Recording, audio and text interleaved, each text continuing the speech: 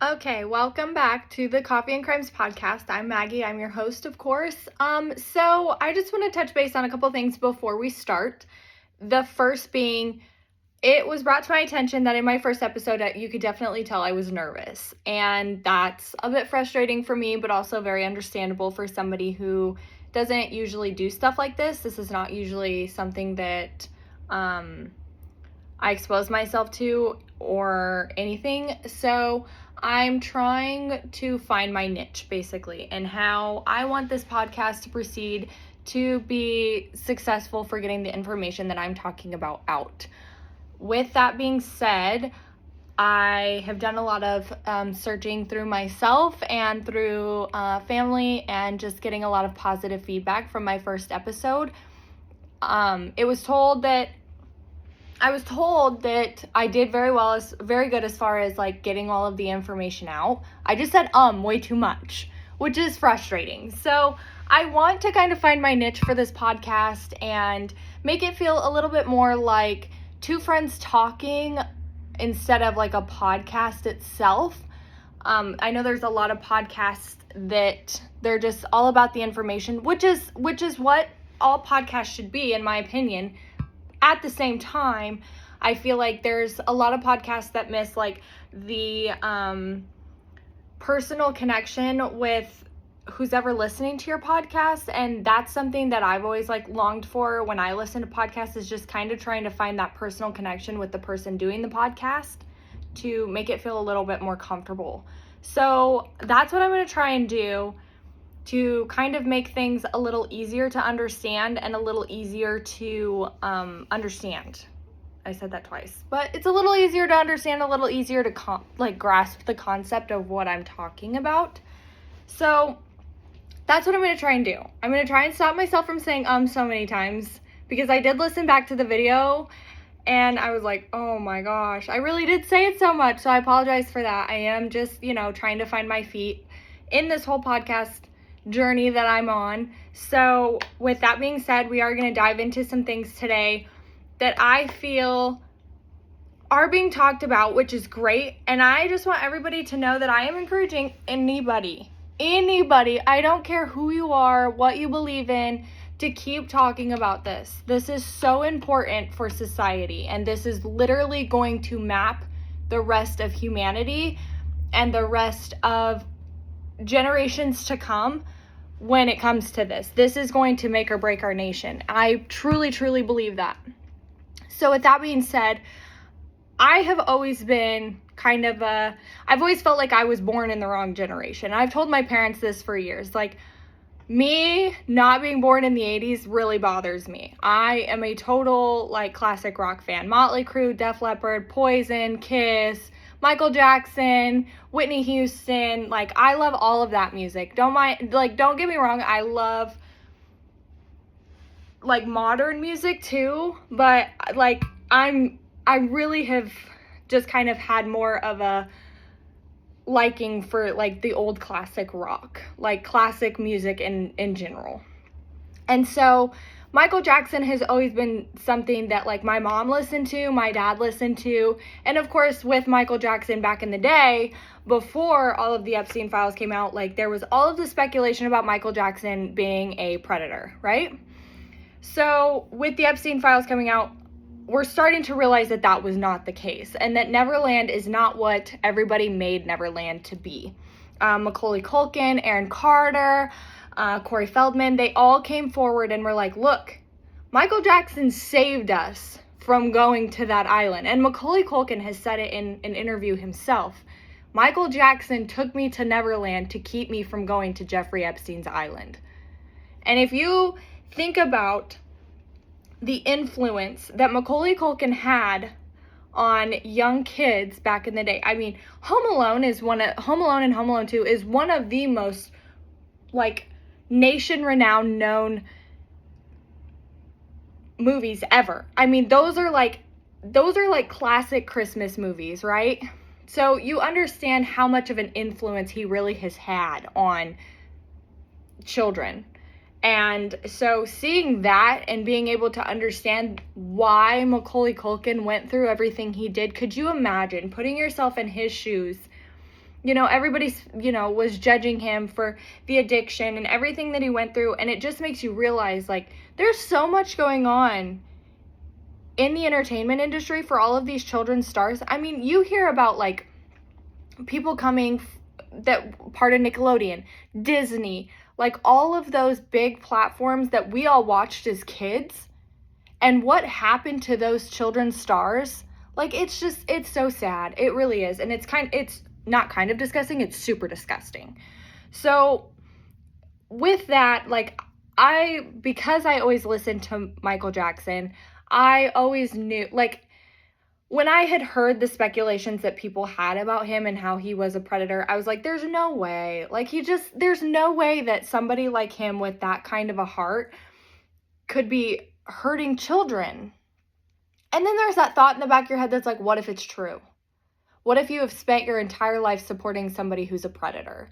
And that makes you feel pretty nasty, right? So I have just sat back and done my own research as far as it goes. And when you start to understand Michael Jackson's life from when he was a child to the day that he died, it completely makes sense why he wanted to be surrounded by children. And it had nothing to do with him being disgusting or being a predator. It had absolutely everything to do with the fact that he never had a childhood. And being able to hang out with those kids and do things with kids that's completely platonic, nothing sexual at all. And he even said in an interview, children and sex should not be said in the same sentence. And I agree, 100%. Children and sex should never be used in the same sentence.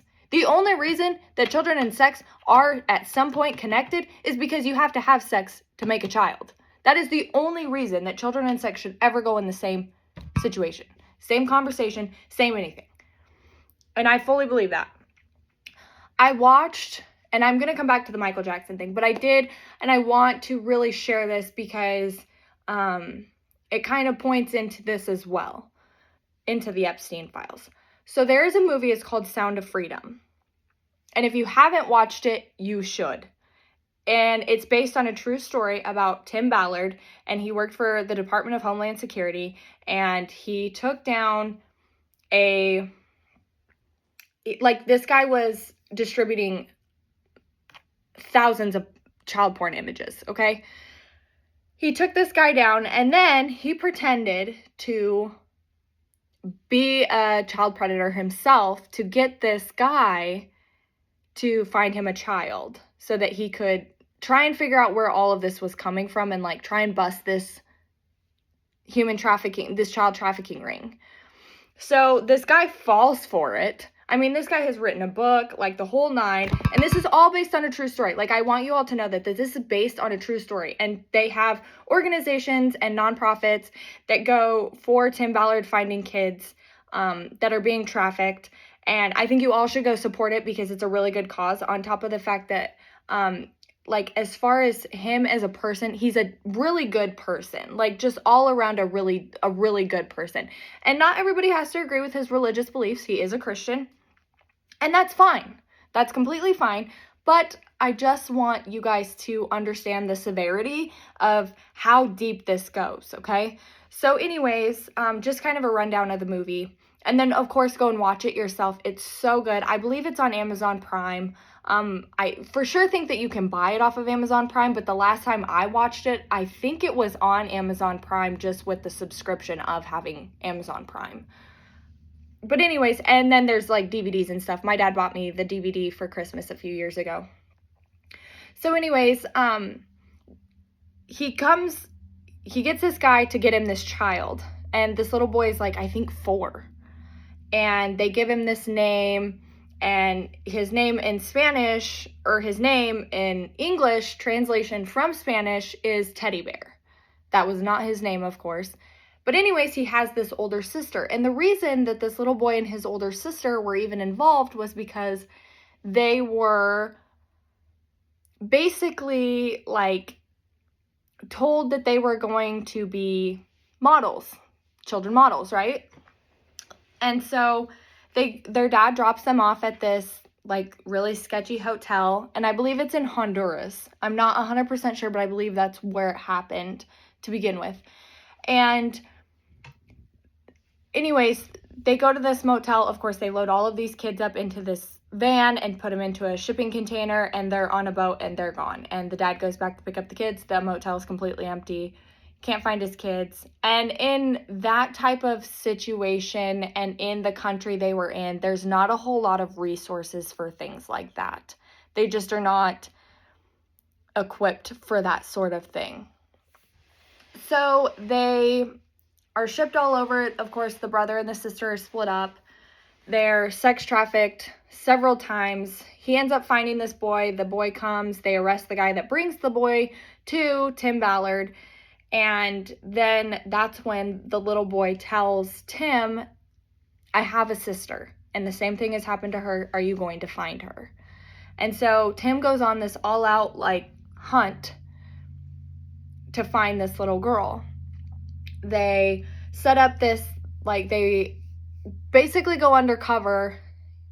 The Department of Homeland Security gave him a budget of like $10,000, and then after that they were like, we can't give you any more. And so he ends up quitting his job at Department of Homeland Security and gets an investor to help him find these children. So anyways, they come up with this idea to make this children's sex trafficking ring hotel where predators can come in, and there will just be thousands of children there every day that these predators and child abusers can come and do the deed with the children, right? So they find the investor. He ends up saying yes. He said no the first time, and then he ends up saying yes. And so they meet with somebody who goes back to the gal that told this little boy's parent or dad that they were going to be models. He goes to her and is like, hey, these guys are going to open this motel, and we want they're ordering like thousands of kids to come and be the entertainers at this motel, right? So she agrees. They go to this island, and they bust all of these people and free like 50 kids, but the little girl was not there. So then they're still on their hunt looking for this little girl. Turns out she was sold to the rebels. She lived in the mountains. So he pretends to be a doctor, and that there's some sickness going around, and he needs to vaccinate all of these people in these mountains. So he goes, finds her. She was like the main sex slave for the guy that ran the rebels. And so he finds her, brings her back, gets her back to her dad. It's like this whole beautiful story. And then he continues to do that. Like, I think they said that there's like over 1,000 children that he saved from sex trafficking rings and things like that. But anyways, it's a really good story. But to tie into this and why it's important and what it has to do with the Epstein files is Oprah tried to stop this movie from being produced. Mel Gibson came forward and did an entire interview about it, how a lot of the elites didn't want them to come forward, didn't want the movie to be produced because of what it exposes as far as the elites. And so I think it's important to understand, like, any movie that's going to expose anybody in the Epstein files and what was going on the island is extremely important. And the people that throw fits about things like this being produced, those are the people that you need to look at, right? And I mean, like Mel Gibson, they've all said it, and he said it himself, like he's been blacklisted from Hollywood, red carpets, the whole nine, just because of his stance on things like this and how he was not a sheep. He chose to go against the grain and say, no, this is not right. And we should not be doing this as idols to these people. Like, this is not what we do. Children are off limits under any circumstances. And I think that that's extremely important for, like, we need more people like Mel Gibson and Mark Wahlberg. Like, he was big into it too. And I even read an interview. Hold on. I read an interview that Mark Wahlberg and Mel Gibson did together, and they're going to try and produce a movie that talks about the flight risk. So, it's like a movie that they're going to put out that's basically exposing everything in the Epstein files and like what's been going on. So, hold on, I got to find something really quickly. I think that that's a perfect idea, and I think that that's a really good way. And a lot of, mind you, when Sound of Freedom came out, nobody wanted to produce it. Nobody wanted to invest in it because of what it was exposing. And so they ended up doing it themselves. Mel Gibson put a lot of money into Sound of Freedom coming out, and they produced it themselves, and it made a $250 billion or $1 million profit off of making that movie. Which was amazing. So I think Flight Risk will be super successful too. And I can't wait to watch it, if it's really going to come out or when it's going to come out.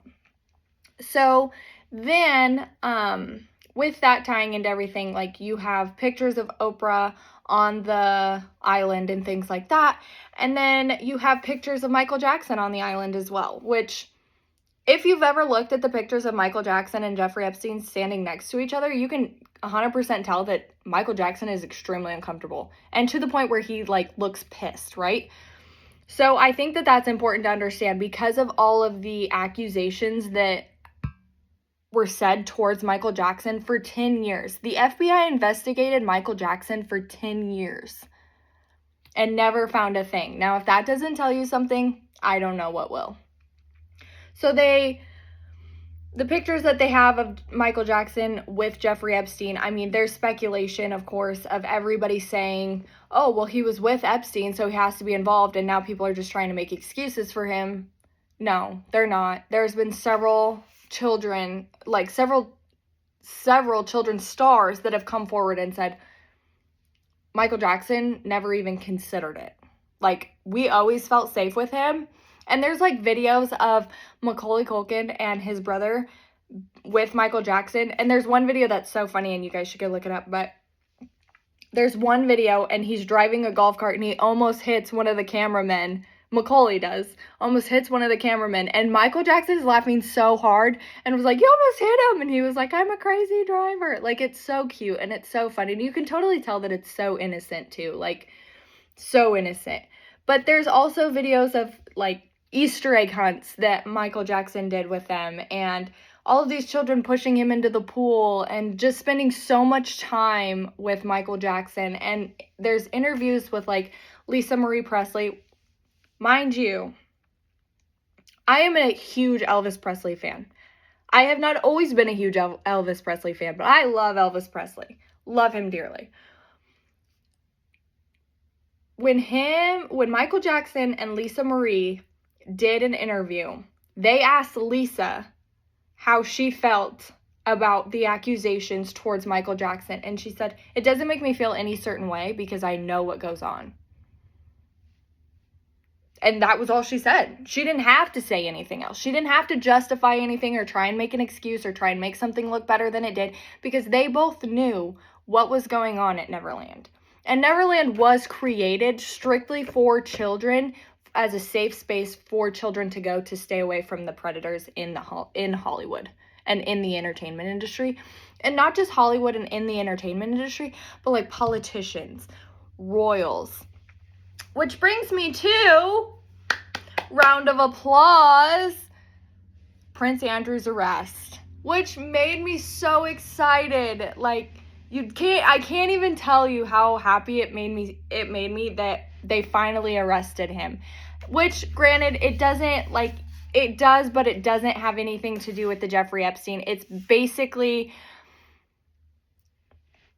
last fall, he was stripped of his royal titles amid the controversy from his connection with Jeffrey Epstein. And then February 19th, he was arrested for alleged misconduct in the public office, which is great, great, great, great. And I'm hoping that what happens is they do not cut him a deal. Do not cut him a deal, because Virginia deserves justice.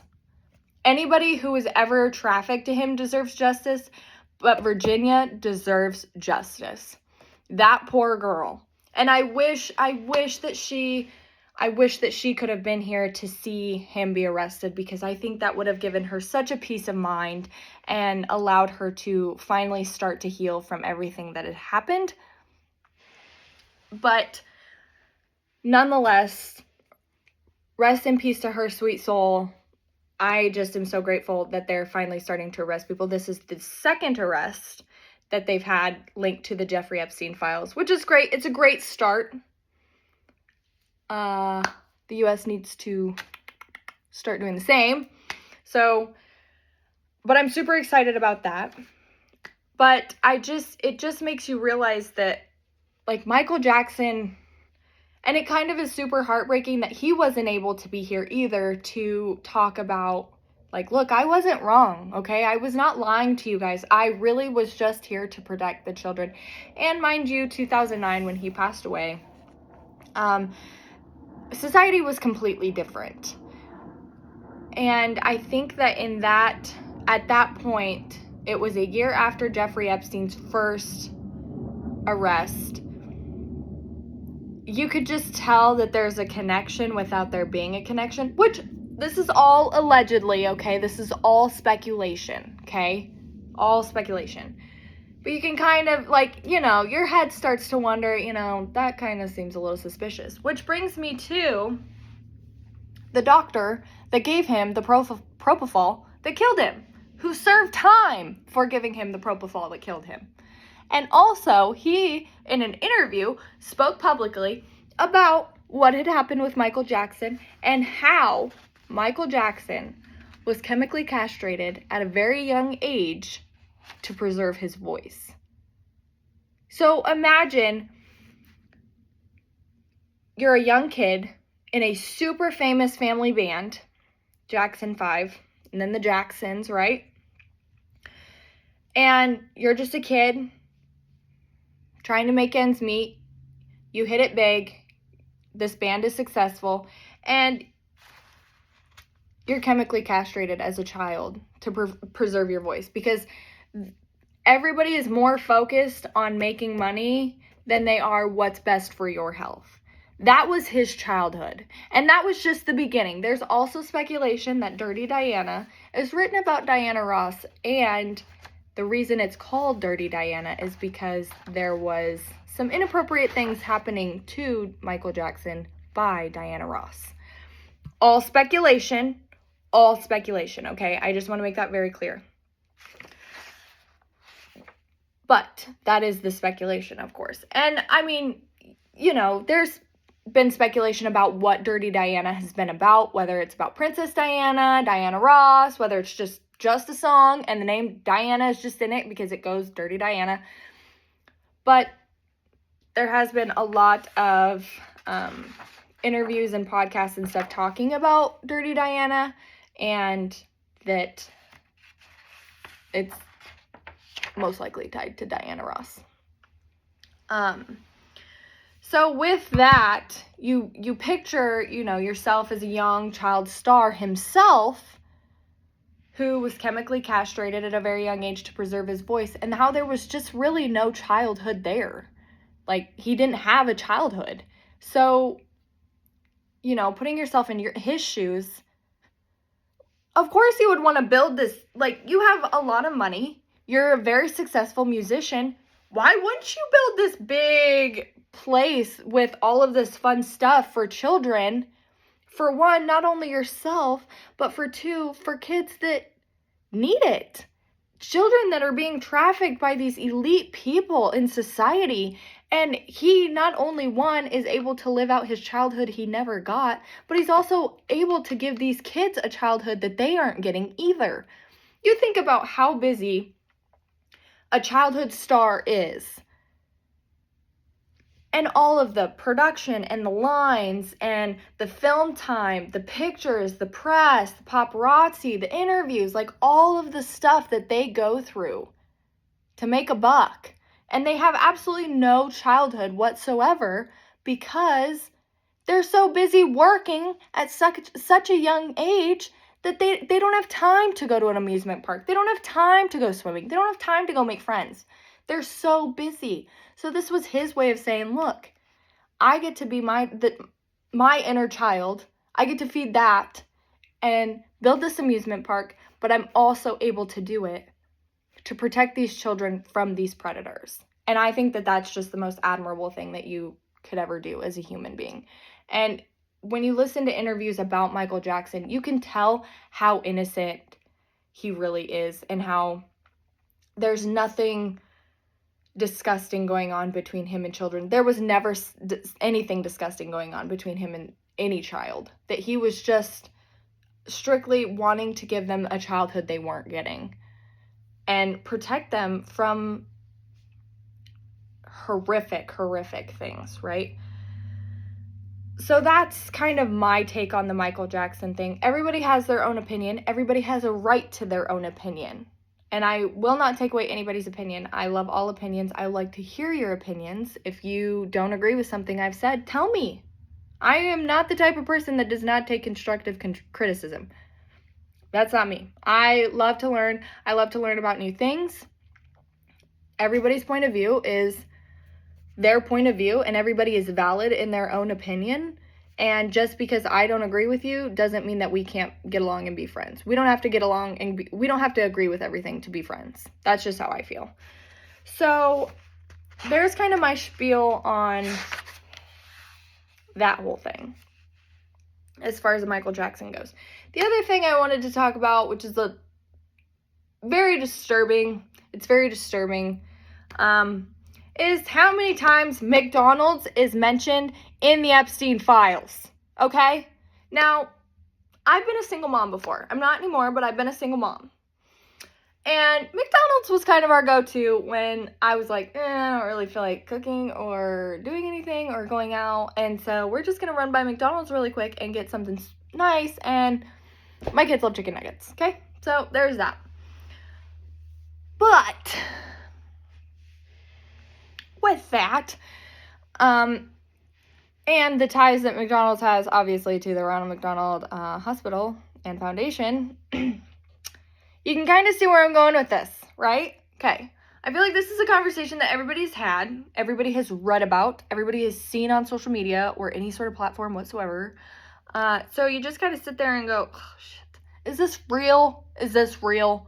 And to backtrack, earlier in my podcast when I said I'm trying to find my niche, I'm trying to talk to you guys the way that I would talk to my friends or my family or anybody else. And I cuss and I smoke my vape, okay? So if you see that, this is a comfortable place. I'm not here to judge anybody. I don't want to be judged. I mean, if you judge me, it's fine. I don't really care. But this is a safe space, okay? So sit back, grab your coffee, whatever you want to drink. At this point, if you need to put a little something in your coffee to get you through the day, put something in your coffee to get you through the day, okay? We're talking about some gross shit here, okay? So, whatever is going to make you feel better, do it, okay? Anyways, back to the McDonald's thing. The amount of burgers that McDonald's goes through, there's not enough cows to supply the chain, right? And mind you, McDonald's is all over the world. They have them everywhere. This is not just a nationwide chain. This is a worldwide chain, okay? There's McDonald's literally everywhere. So, with the public knowing that and knowing about the cannibalism, there has been speculation that there's human flesh in McDonald's, right? And then there's been, of course, those news headlines that say somebody found a tooth in their burger, or somebody found, I don't remember what the other one was, but it was something kind of weird, like a piece of muscle in their chicken nugget or something. I can't quite remember, but I think that's what it said. But the tooth one was really weird for me, because it wasn't like it was like chicken don't have teeth, right? They have a beak, okay? So, yeah, there was that, which made me realize, one, McDonald's is mentioned in the file, so I think we're just gonna cut it off there anyways. But if you guys are feeding us pizza, people, no thank you, okay? That's gross. And, of course, with the tie to the Ronald McDonald Hospital that McDonald's has,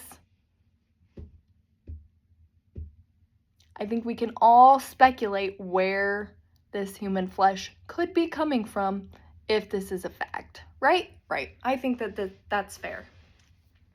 So that was pretty much all I wanted to touch about that, because cannibalism and it makes my stomach hurt. It is not something I enjoy talking about. It's not something, no. But to kind of dive into that, I was scrolling through Facebook earlier, just making sure I had all of my ducks in a row before I started this next episode. And you have to be very careful with AI these days, okay? I just want, unless the photo has come from the files itself, be super careful what you see on the internet and fact check it before anything else, because people are gross, and people, I think at this point, are desperate for convictions. And so the more they can change these photos to make them look like something they're not, which I just want to say for the record, I am not excusing anything, and everything in these files is absolutely disgusting and horrific and the most heinous thing I've ever known about in my life. But just please make sure that you are posting factual images from the Epstein files themselves and factual emails and documents from the Epstein files themselves, because all of these victims deserve justice, and it's really hard to separate what's been AI'd and what is an actual document in the files. And the more that people try to AI things and make them look like something they're not, the harder it's going to be to get convictions for these predators, because you have to siphon through everything and find what a fact is and find what's not. And of course, I mean, everybody has a right to their own opinion, and I've said this before and I'll say it again, but just please be mindful of the victims that have been involved and how they're on social media too. And anybody that's AIing any of these images or these documents, you're doing more harm than good, okay? And I'm trying to say this as nice as I possibly can. Everything in those files needs to be talked about. The names need to not be redacted, and the victims' names need to be redacted, but we deserve to know everybody who was involved in this ring. Everybody, whether you're an accomplice, an enabler, an abuser, whatever your involvement is in the Epstein files, if you are mentioned in the Epstein files, we deserve to know why. And I want to make sure that that's put across as easily to understand as possible. Like, it's just astonishing to me how ridiculous us as a nation looks right now for trying to cover this up. And I'm kind of a little backstory on me. I'm a super big conspiracy theorist, very into conspiracy theories. I have been my entire life. My aunt and I, so where Coffee and Crimes kind of came from, and I know this is I'm kind of bouncing off the wall here, but I have a point to all this. Where Coffee and Crimes came from was my aunt. We used to say, like, we'd get up every morning, I'd spend the night at our house or whatever, and we'd get up every morning and drink our coffee and watch our Killin', which is like our murder documentaries or our crime documentaries. That's our thing. That's our calm, is watching murder documentaries and drinking coffee. That's what grounds us. Makes us a little weird, yes, but that's what grounds us. And she is very in touch with her soul and the earth. She is very, I love you to death, but she's very hippy dippy, okay? And I love her for it, because she has taught me things about society and about myself and about the world that I would have never known otherwise. So I'm very grateful for her and her open-mindedness to what she believes in and then sharing it. And I really respect her for that. But anyways, I have done a lot of like talking about all of this stuff with her. Like after my last episode, I called her and she was one of the people that was like, you said so many times, dude. And I was like, sorry. But she's very good at constructive criticism, and she's probably one of the only people that started giving me constructive criticism that I was actually able to take. And now I'm getting better at taking constructive criticism. So she is a lot of the inspiration behind my podcast.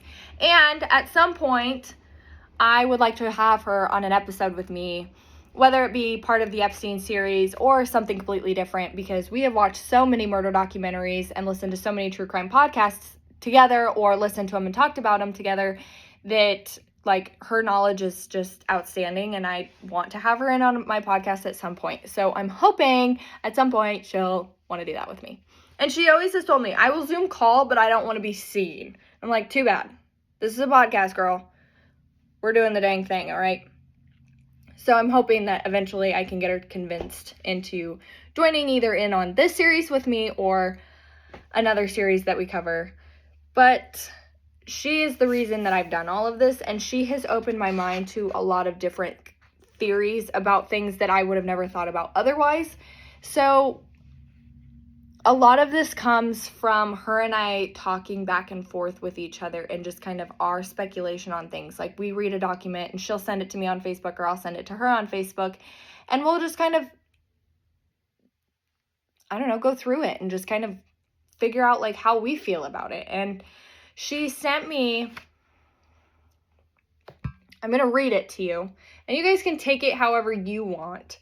But she sent this to me, and it made me realize, oh boy, we are in for it. So this has to do with Bill Gates, which I kind of touched on him last episode, but it kind of makes you wonder, right? So, you know, there's speculation about Jeffrey Epstein being a spy. And then, of course, I've mentioned this in the last episode, but I'll mention it again. The connection that he has with spies, because Ghislaine Maxwell's dad was an Israeli spy, right? And there's more to Robert Maxwell that I'm going to talk about in this episode. This episode's going to be a little bit longer because I have more information, and I'm way more comfortable talking now than I was my first episode. So this one says, and this is, it makes you wonder how these people were able to do all of this, and this kind of breaks it down for you. And it's just, in this article, it's just, why? So it says, Ghislaine Maxwell, hidden in a federal black site, has confirmed the most horrific operation in modern history. Bill Gates oversaw the cloning of thousands of children on Epstein Island in the deep state genetic slaughterhouse. That's just the first paragraph, okay? This was never just a human trafficking ring. This was a cover. Beneath the island lay a military biotech lab built with black CIA budgets, Mossad support, and big tech billionaires funneling billions through Gates proxies. So this article wastes no time, okay? It just dives right into it. So, this is the next one. On August 14th, 2025, Ghislaine Maxwell, named Gates, DARPA, and Rothschild representatives who provided satellite cloaking, submarine access, and exotic energy for the 24/7 production of clones. Project Genesis began in 2003 after a meeting at the Bohemian Grove with Gates, Epstein, and Bilderberg operatives. The goal, replace natural humans with lab-grown, spiritually dead, programmable entities. What? But it gets worse. DNA was harvested from abducted children worldwide. Clones were produced in batches raised by AI caretakers, fitted with biometric chips directly linked to Microsoft servers disguised under quantum research and NSA channels. The plan was a post-human slave race with digital IDs at birth. I'm sorry, what? So basically, and there's been speculation about all this, and it is in the files, but they were working on, Bill Gates and Epstein were working on some sort of pandemic. Found it. Okay. So I'm going to have to pause during this one because I'm going to have to scroll over to the next page of the article. But Maxwell says thousands of these clones are already among us. In elite families, fake adoptions, media, and politics. Some Hollywood child actors were lab created. Defective specimens were used in occult rituals that were filmed for, now I gotta find my spot, blackmail. Filmed for blackmail. Epstein's suicide was a body double. Maxwell is alive only because she hid evidence all over the world. A cache seized last month by the U.S. Space Force loyal to Trump. Trump knew. That's why he never flew on the Lolita Express. Since January 2025, he has conducted undercover strikes on off-grid biotech sites and authorized directive Genesis lockdown to dismantle clone centers, freeze Gates assets, and secure biometric database under the QFS control. In 2025, U.S. Marines raided a private island and seized cryo units containing 3,000 embryos and drives with DNA from children tagged with Gates barcodes. Underground scans have revealed hidden high-energy biochambers on private islands for years. Now, I'm sure a lot of you have heard, and it ties into this article, but first, what the hell? So, Maxwell, which she's not gaining a whole lot, so if she's going to talk about this, why not talk about who was involved? But that's neither here nor there at this point, because what I want to talk about is, I'm sure everybody, if you have any sort of social media platform, has seen the speculation about Justin Bieber and Selena Gomez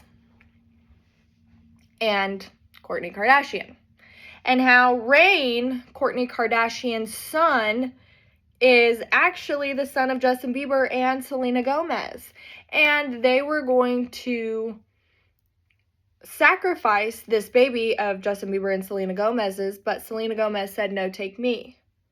So then they cloned her, because the Selena Gomez that we see now is not the Selena Gomez that we grew up watching. I mean, they're just completely different people. The voice is the same, the features on her face are different, or the voices are different, the features on her face is different. She just doesn't look the same, right? Now, this is all speculation, but after reading this article, tell me that doesn't make sense. Tell me that doesn't just click in your head and go, uh-huh. There it is. And, of course, with the Kardashians, everybody knows that they have been notorious for using surrogates. So, let's get a DNA test. That's what I say. I mean, honestly, like, if I, putting myself in Kourtney Kardashian's shoes, let's just, hypothetically speaking, say I'm Kourtney Kardashian. I hear about this. What's the first thing you would do to clear your son's name and your name? Get Justin Bieber's DNA. Give Rain's DNA. And say, here, it's not true. Because there is all sorts of stuff that's going around the media right now that I'm sure a lot of it is all speculation. I'm not sure of it. I know that a lot of it is all speculation. But reading stuff like that, where it's talking about there's already clones in the elite world, and then you look at like Justin Bieber or Selena Gomez and Selena Gomez when we were young, they're not the same people. And then it also talks about, which this is a scary thought to think about, really. in the files, it says that Joe Biden was shot in 2019. Well, Joe Biden was president in 2020. So, but then it shows, when you watch Joe Biden walk and you watch a robot walk, is it the same? It's kind of, you know what I mean? Like, really, it's really weird, right? How similar their walks are. And then I watched where you can literally make a robot look like a human being. Did we have a robot ruling our country for 4 years? I don't know. But it kind of seems a little fishy to me, right? Seems a little fishy. So after reading that article and kind of doing some last minute thinking about that, I did want to throw that into today's episode because that just kind of screams, oh shit, right? Like, what are we doing? What are we doing?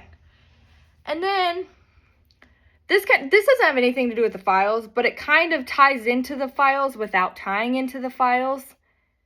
You think about all of the AI and all of the power AI has over everybody because we all own cell phones. We all own some sort of technology, right? Whether it's a cell phone, a computer, a TV, an iPad, a tablet of any sort, whatever the case is, like, we all have technology at least within arm's reach. So you think about that and like AI and everything going on with AI right now, it really makes you wonder that if the movie 2073 might not be around the corner, because Mark Zuckerberg, and I just want to say this, and I said it in my last podcast and I'll say it again. I did vote for Trump. I am a Republican. That does not excuse this shit. I don't care, Republican, Democrat, libertarian, whatever you are, I don't care what you are. If you're involved, off with the head with you, okay? I firmly believe that. And the amount of sweatshirts and t-shirts and stuff that say dead pedophiles don't reoffend and how many people are wearing them just makes me smile because it's totally true. Dead pedophiles do not reoffend. And I will die on that hill. They will die on that hill. It's perfect. And I agree. I think if you're a pedophile, you should get the death penalty. Doesn't matter. Don't care. But anyways, Elon Musk, owner of Tesla. Obviously huge into AI with the Tesla robots, the cars, the pickups, all the things. He said it himself. In about 10 years, nobody's going to have a job because we will have created everything to do the jobs for us. Well, I'm sorry, but not all of us have $198 billion in the bank. So some of us need to work. Some of us need jobs. So why would you create things that are going to take jobs away from us? And he is mentioned in the files. It doesn't talk about what. It doesn't say that he's a predator. As far as I've seen, I haven't covered every email or every document. I've been a firm believer in Elon Musk for a long time because he endorsed Trump. But I don't agree with everything he does. I don't. And I think that electric cars are not good. That's all I'm saying. But anyways, that's just personal opinion. So all of this leads down to sacrifice, right? And it talks about sacrifice in that article. And I saw this picture and it's like the Epstein files, the child sex trafficking ring, the human sacrifices, and then it like spans and webs into this huge picture of shit going on. You're just like, whoa. Like, this is way bigger than what we even know. This is way bigger than what we even know. And it's terrifying. It's so terrifying. But with children's sacrifice, there's been a lot of speculation about whether it really is demonic, because in the Bible, Abraham was going to sacrifice Isaac to God because he said, if I I will sacrifice my first child, right? So there's a lot of people speculating whether it's demonic or whether it's Christianity, because there were children sacrifices in the Bible. Everybody knows it. If you've read the Old Testament, you know. Also, to touch on the Old Testament, this has nothing to do with the Old Testament. This is way easier to read than the Old Testament. The Old Testament is gross. The Old Testament is very hard to read. I think everybody should read it just to kind of understand the severity of why society is the way that it is today and why what happened in the Bible happened in the Bible. But to each their own. And it's not everybody's niche. It's not everybody's thing. And I get that. But that's just me. So then it kind of ties into a bank account that Epstein had. You want to know what the name of it was? Baal. Okay. So that's a deity that they worship. If you look into demonology, it'll explain it. It's in the Canaanite times, like the god of storms, panic, fertility, the whole thing. It involves child sacrifice. The translation for Baal is owner, Lord, God. So it's basically like time and money is how, that's like the power of it, right? You're like a god of power and money and time. So then it goes into talking about an interview that Jeffrey Epstein had with Steve Bannon. And I think a lot of people, if you haven't seen it, you can look it up. But there's an interview that Jeffrey Epstein has with Steve Bannon, and he asked him point blank, "Are you the devil?" And he doesn't deny it, right? He just is like, "Why would you ask me that? Why would you ask me that?" And he's like, "I'm just curious." He's like, I'm just wondering. And he's like, "Why would you ask me that?" Never answers the question, just says, "Why would you ask me that?" And so there's more into that interview, and he asks him that several times, and he's like, "Why would you ask me that? Why would you ask me that?" And when any sort of religion or anything demonic is brought up, it really makes me kind of quiver, because, like, there's one thing in this world that I will not mess around with, and it is evil. It is demonic anything. That haunts you. That follows you. You invite that into your soul and into your heart and into your life. It is very hard to get rid of that. Very hard to get rid of that. You invite that evil into your home, you better have a good chunk of sage ready, because it's very hard to get rid of. And once it's invited in, it's very hard. It's very hard to get out. It's so hard. And I went through things in my life as a younger adult that I invited a bunch of evil into my life. And whether you're religious or not, evil is everywhere. Evil is all over, as we're seeing. Okay? And you have to find whatever it is that makes you feel better to get that evil out of you. I invited evil into my life, and the best thing for me, in my opinion, was Christianity. And that's how I got rid of it. I'm not the perfect Christian. I cuss. But I will say this. There's a lot of things that make sense about Christianity, and there's a lot of things that don't make sense about Christianity. And you either have to believe or you don't. One thing that it just was my preference as to how to get rid of that evil, and it was Christianity. I'm not perfect by any means. I do cuss. I have a vape. I do things I'm not supposed to. Hypocritical, probably. But one thing I will die on the hill of is that made me feel better. It made me feel better because I could feel the nastiness and the grossness inside of me just working, and the evil that I was feeling. I was mean, I was rude, I was saying things that I had no business saying to anybody. My poor parents, I'm so sorry. But when I started to kind of get better and get right with myself, I felt a lot better, and I felt more worthy of myself. Like, my self-esteem has been better, my confidence has been better. I'm not worried about what people think about me anymore because I just don't care. It's given me a lot of peace of mind. So whatever that may be, especially doing this and reading all of the things going on with anything demonic, demonology, and things like that, I've done a lot of soul healing throughout my research and all of this, and I will continue to do so because it has made me feel better. And there are times where going through these files, you have to take a step back. And when your body tells you to take a step back and to quit reading something for a second, listen to your body because it is giving you a warning. Take a step back. I'm not saying don't finish it. I'm saying take a step back and come back to it. Get some healing.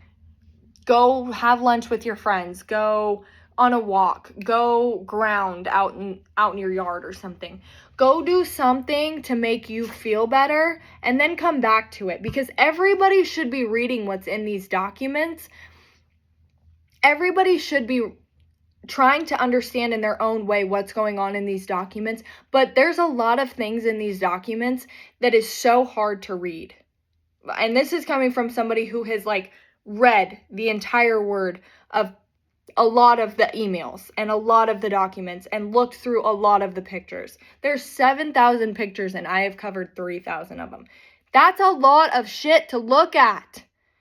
A lot of smutty shit. A lot of stuff that you should not, as humans, be looking at.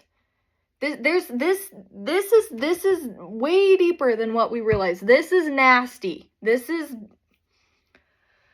We're so screwed. We're so screwed. But anyways, to tie into this, and this is where I'm going to bring in Robert Maxwell again, because the more I think about him, the more I just realize that, oh my God, you're fucking gross, right?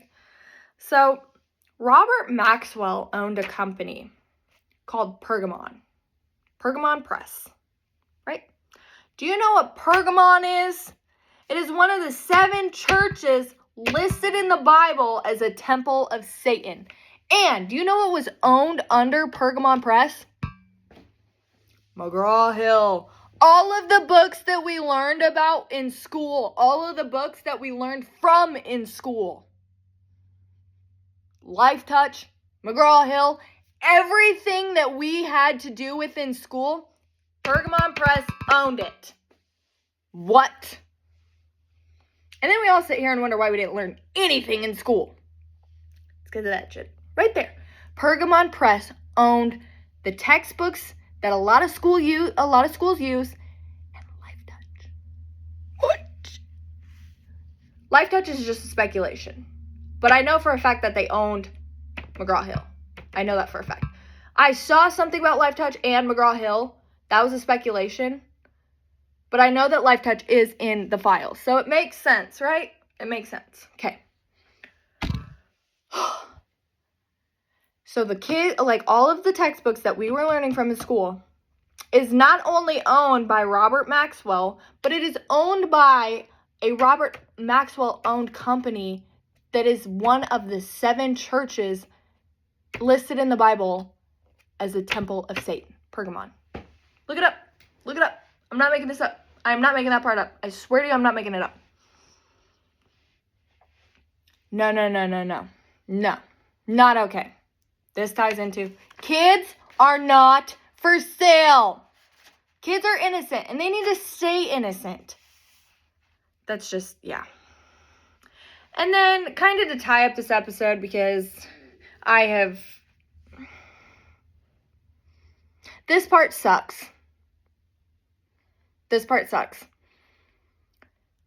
Hillary Clinton came online, and I watched it, and she said that she was willing to testify about her involvement and Bill's involvement in the Epstein files, and why they're listed. Oh, they went on the plane for a charity. Girl, don't lie. We ain't got time for that, okay? And she said she was willing to testify in public. So with the amount of times that they are mentioned in the files, this makes no sense to me. This to me is telling my gut that something really bad's about to happen. But, there's pictures. She's been shown the pictures in interviews. Okay, why is your husband in a hot tub? with somebody's face is redacted or in a pool. Why? Well, that person probably just didn't want their face to be shown. Yeah, because they were a minor. There's also pictures of Bill Clinton sitting in the Loyalita with a girl on his lap, and her face is redacted. That's charity? That's charity? That's what you guys constitute as charity? Seriously? No. So I'm excited to hear what this testimony is going to say and what her statement's going to say, because, I mean, one, we all know it's going to be filled with lies, right? So there's that. And it's just a lot for the nation to realize.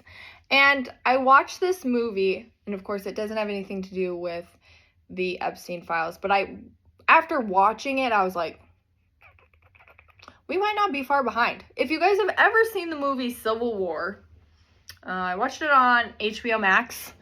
You should watch it, because how it takes place and how everything comes together to result in the Civil War is screaming a lot of shit happening right now.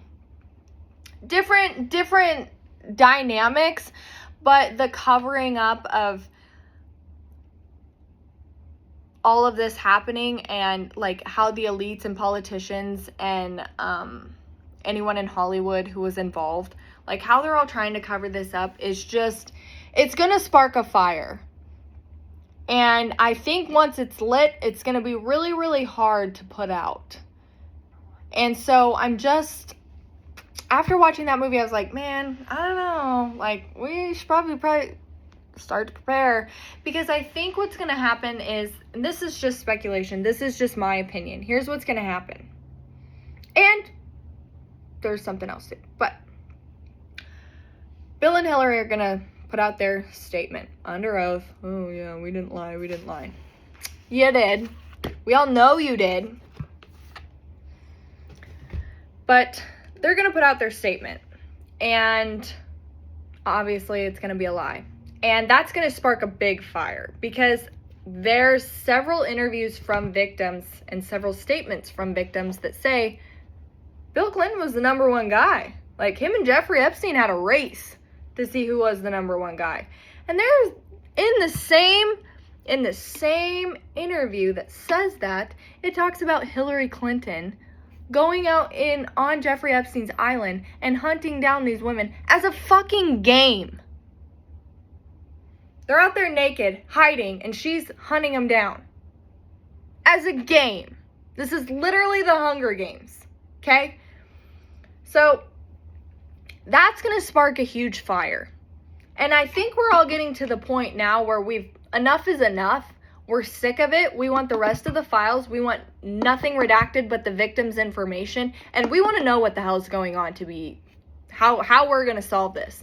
Because as a nation, it has to do with all of us. This is not just Congress. This is not just DOJ. This is not just anything political. This has to do with all of us. We all are involved. Somehow, some way, whether it be our school photos, the textbooks we learned from, whether it be just by chance meeting somebody like that, like all of it ties into this. It all ties into this. So we all want to know, and we all have the right to know. We all deserve to know. Bottom line, nothing should be redacted in those files but victims' information. Nothing at all. And I just think that has to be something that is the first priority, is giving everybody the truth. And I saw a journalist, and she said, without facts you can't have truth, without truth you can't have trust. And that's so true. Can't have one without the other. It doesn't work. So I think what's going to happen is they're going to come forward with their statement. It's going to be a lie. It's going to spark a fire. And then we're going to have a bigger problem, because this isn't just going to be a protest in Minneapolis. This is going to be a big deal, because we outnumber them about 1,000 to 1. We outnumber them. This is going to cause a big issue. Ghislaine Maxwell is somehow, some way going to die in prison. Just like Jeffrey Epstein did, right? Right. There goes anybody who could implicate anybody in these files, because none of them are going to talk. And they've all made that clear. No matter how many interviews, how many press conferences, how many subpoenas they've had, nobody is going to snitch. Nobody's going to snitch. I mean, Ghislaine has made that very clear. She's not snitching unless she gets clemency, which is a chicken shit move, but not my business. Nobody's going to snitch. They're all going to get away with it unless we do something. There's petitions going around. Everybody should sign them. Everybody should endorse them. Everybody should donate to them. Like, this has got to stop. Otherwise, none of these women and children will get justice. And it's just going to be terrible. I mean, they're just going to cover it up like nothing happened. And it's really heart-wrenching to know that in a society, this is where we're at. With all of the technology, all of the money that's available to make, we have not used it for good at all. And it just is like, how? How did we get ourselves in this situation that this is where we're at as a society? Sacrificing children, sex trafficking children. Sex slaves are children, babies, newborns, right? It's just sickening. So on my next episode, I am going to kind of dive in deeper to some of the Bill Gates accusations, and then I'm going to really dive into Hillary Clinton and Bill Clinton.